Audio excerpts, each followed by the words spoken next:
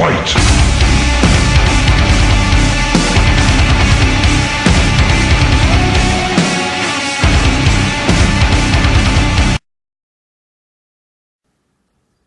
Yo, what up, Unit Army? It's Redline bringing you another Seek and Destroy. Haven't done a Seek and Destroy in a while. Due to the fact that I haven't been uploading for a little while, but I do have a couple videos that I've been rendering and setting up to put into a little folder to start uploading a little more often. So I hope you guys will enjoy using some of my petty moments and abilities to help maybe improve your game. As you can see, we're going to start right into where I run in positioning, and I do pick up a guy in the smoke. One thing I feel about that B area is you really want somebody to go in there long range so you can see if somebody comes in and or out. Right here, I'm actually baiting going into the middle of the map. It's the most dangerous spot I feel, but I felt that it was warranted because we have most of our teams separated out, and now we know where they are. There's literally one guy left, and I'm going to pick him up here in the mid.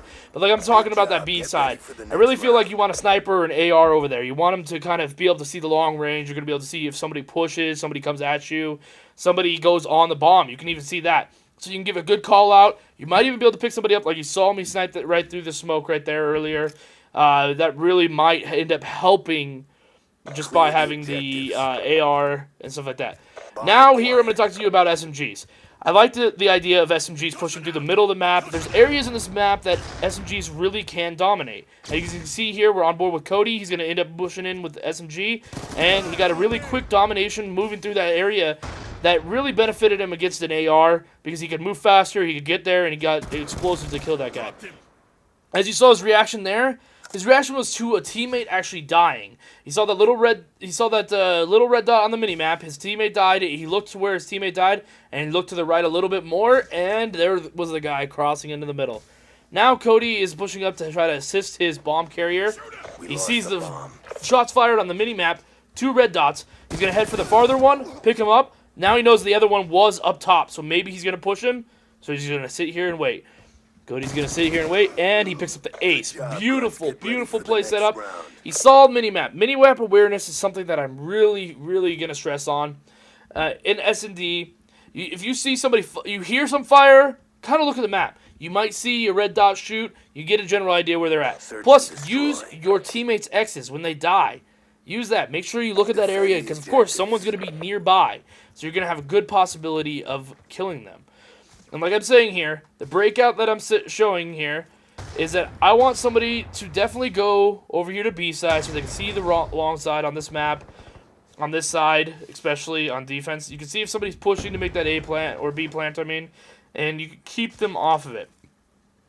Well, I noticed a teammate was still there, so I decided I was going to rotate out. I think it was one of the other teammates that wasn't in party because we're playing league play, and that's what I like to base some of our stuff off. Someone said they peeked and saw somebody go into B. I think bomb ended up going down right here. So I'm figuring somebody's going to end up pushing into B. So I'm going to sit here in this corner. This is one thing I'm going to talk to you about. Sitting in corners. Sitting in corners, head glitches, whatever. Give yourself an advantage in your gunfight. If you sit in a corner, somebody runs by you and you kill them, you don't have to get into that gunfight.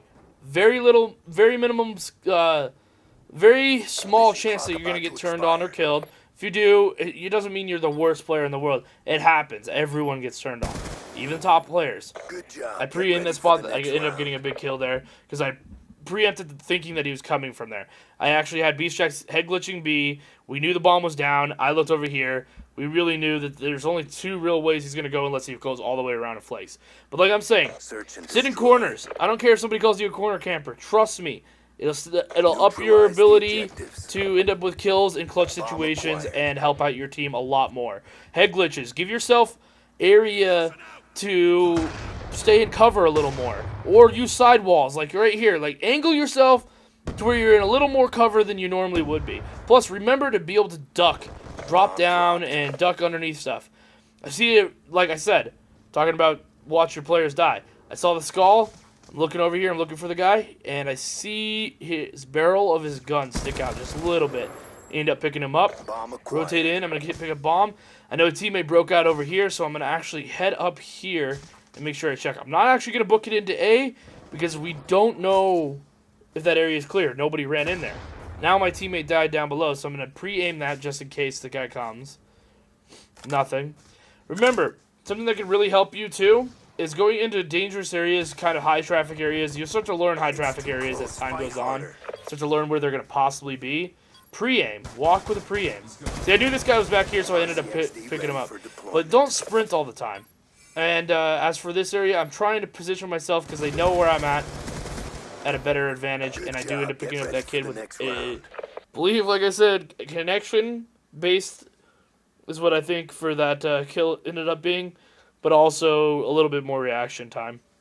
But, like I'm saying, don't get caught sprinting. Sprinting is your enemy sometimes.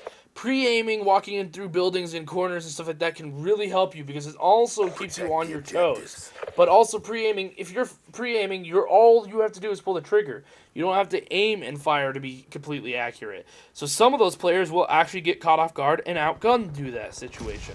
Not necessarily always on this game. Not the best connection game ever.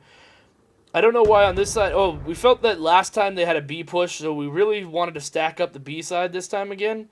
So I'm kind of just waiting and seeing if they're going to be pushing this side. And they end up doing so. Cody's end up getting in a fight right here. And then somebody's trying to push him. Cody ends up killing one guy. Another one pushes. And I pick him up with my RC car there. Another thing about like that part where I use the RC car, I wanted to keep Cody alive. You want to keep your teammates alive and use them and utilize them as much as you possibly can. As for that right there, look at that. I died. Cody instantly turns around and looks at that skull. Looks at where this guy's going to be. I told Beast to lay here and wait because the guy might be coming to wrap around because he knew Cody was there. Now, for the next couple rounds, we actually make a lot of mistakes. A lot of mistakes. Really big ones. One thing, a big pet peeve of mine, is bunching together. When you get a lot of players running together, you get close to each other, I call it holding hands. Because you're too close. You can easily get three-pieced, people can pick you up, and if one person gets picked up and they die, they can still call out by looking at the kill cam. And like I'm saying, that's another serious note right there. You want to check the kill cam if you can. You want to make sure you check the kill cam so you can call out whatever you see. Because remember, you're seeing that guy's point of view. You can even see the gamer tags of his teammates. So that really helps. Like, trust me, it's a very smart strategy. And see, right here, we're stacked up. There's 3 deep in the mini-map right there. Cody does end up picking up a kill, but we do get called out. So then I end up getting picked up right there. Cody trying to make up for it. Check it out. This guy's trying to pick up a gun. Can't seem to pick it up. So we switched on board to the third wheel in here, and he picks up somebody flanking from behind. But now, we're going to see where they're going to end up pushing into. And he gets picked up right there. Cody's just going to rotate back. He's going to head glitch bomb. See, like I'm saying, give yourself an advantage in the gunfight. As for planting that he did right there, I really don't agree with planting standing up. But as in that case, that didn't really matter. He just dropped down the elevator shaft and just picked him up anyways. But I don't agree with planting standing up. I prefer you kneel or lay down. Because they might not be able to see you behind the bomb. And that's just, you know, a chance. It's not always going to happen. But it's a chance you take. I don't know why I'm sitting in the spawn here. I guess I'm just in. But right now we're separating out pretty well. We're moving in for map control. That's a big thing that I feel is map control.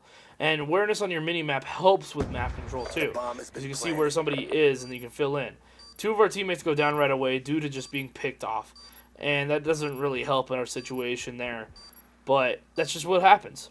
But like I'm saying, here's some big hints that I'm just going to go over while we're waiting for me to die. Huge hints. Alright, corners. They can be your best friend. Camping. Who cares if somebody calls you a camper? Head glitches. Very, very good spots. Like, head glitches will keep you alive a lot longer than standing out in the open. Don't get caught in the open. Being smart in your strategy and your positioning, just be smart where you're going to go. Also, mini-map awareness. Mini-map awareness will help. If you see a red dot, you can kind of get a general sense of where someone's going to be. You don't always have to approach them or attack them or come on try to get them, but it will give you a general sense of where someone is going to be, so you can kind of go, hey, you know, I know this guy's on the opposite side of the map, so never mind, I'll just get this plant down, or something like that. And right here is one thing that I really don't like, is that we're leaving the bomb holder all by himself out in the middle of nowhere. I really want somebody on him all the time myself, personal opinion. But we're coming to the end here, and I'll have some more tips in the next seek and destroy, but I'm running out of time, so thank you, and I will see you guys later.